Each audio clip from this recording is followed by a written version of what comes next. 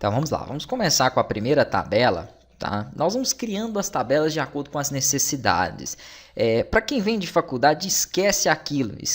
Quando você for trabalhar na prática mesmo, tanto desenvolvendo para um cliente, quanto qualquer outro tipo de projeto que você vai pegar dentro da empresa, não existe aquilo de ficar fazendo diagrama de classe de tabela. Aquilo é uma coisa assim que eu fico realmente revoltado. E muito aluno que sai de faculdade, ele começa o programa, ele quer desenhar toda a estrutura das tabelas, e vai fazer a primeira tabela aqui de usuário, e vai escrever que o primeiro campo é ID. Então, esquece isso. Por que eu falo para vocês esquecerem isso? Porque o seu projeto ele anda de acordo com a necessidade, né? Se ele é seu próprio, vai ser a sua necessidade. Se é do cliente, vai ser a necessidade do cliente, o que é muito mais complicado, porque ele te pede uma coisa, daí a pouco ele já quer outra, tá? Então vocês vão se acostumando com isso.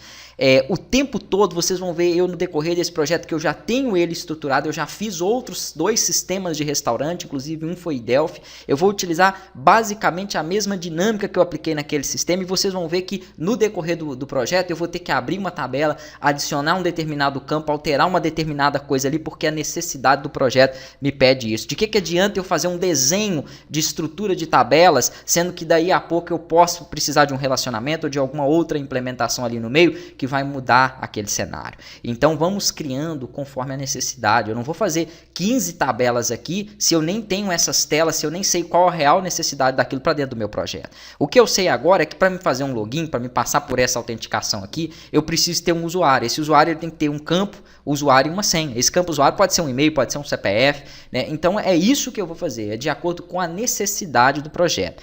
E o que eu sei aqui então é que por enquanto isso não é definitivo, a tabela de usuários vai ter 6 colunas, né? E aqui então eu vou pedir para executar e nós vamos começar a criar cada uma dessas colunas.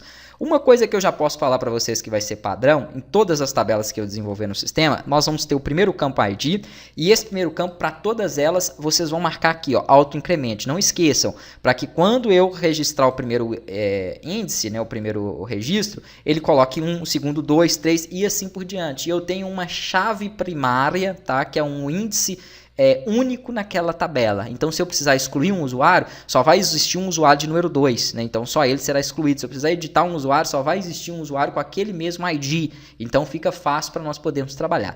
Todas as tabelas vai ter essa coluna na primeira. Agora, vamos seguir a necessidade do usuário. Então, o usuário tem que ter um nome.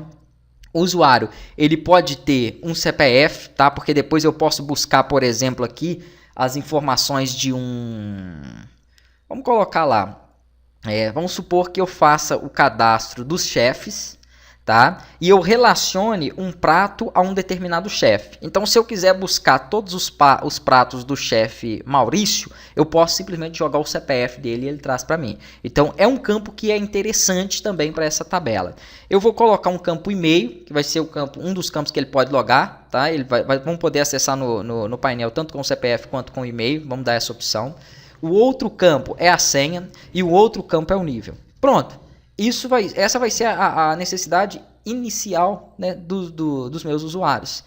Talvez seja interessante colocar uma foto, né? Porque, por exemplo, quando eu for cadastrar um chefe, né, é interessante que ele tenha uma foto. Porém, eu posso colocar isso direto numa tabela dos chefes. Então, depois nós vamos fazer isso. E aí eu faço com que ele entre aqui dentro dos usuários de forma automatizada. Então, não preciso de ter esse campo diretamente aqui. Aqui, o campo nível vai ser um varchar, né? Os níveis que nós vamos ter vai ser recepcionista, administrador e garçom. Eu acho que só esses por enquanto. Então, eu vou colocar aqui, basicamente, 20 caracteres para ele. A senha, nós vamos ter uma senha com até, acho que 30 caracteres é o suficiente. Um e-mail, geralmente e-mail e nome eu coloco 50. Você pensa assim, nossa, mas é muito caractere, mas eu já tive um caso de uma aluna que tinha um e-mail com 40 e poucos caracteres no meu portal, ela não conseguia cadastrar, tá? Porque eu tinha colocado um varchar com até 35. Então, assim, hoje em dia, por questão de segurança, eu coloco 50, mas realmente é muito estranho, né? Você fazer um e-mail tão grande dessa forma.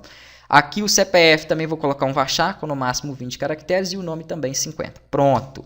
Está configurado. Tudo varchar aqui, ó. Depois nós vamos aprender, para quem é iniciante no banco de dados, vamos aprender outros tipos, tá? Como o inteiro, né? O inteiro está aqui, ó, como data, né? Então tem outros formatos aqui que nós vamos utilizar no decorrer do projeto. Então vamos lá. E tudo isso dentro de um diagrama, quando você faz aquele desenho, você tem que ficar especificando. Tá? Isso aqui pode ser alterado em algum momento, né, de acordo com a necessidade. Então é algo que na prática mesmo não vai ser útil para vocês. Algum desses campos pode ser nulo? Eu acredito que não. Tá? Todos esses têm que ser obrigatórios. Se algum tivesse possibilidade de ser nulo, eu poderia marcar aqui, ó, nessa opção. Veremos também isso mais adiante. Vou clicar para ele guardar e está feito. Nós temos agora então a tabela de usuário, só que nós não temos ainda nenhum usuário cadastrado nela.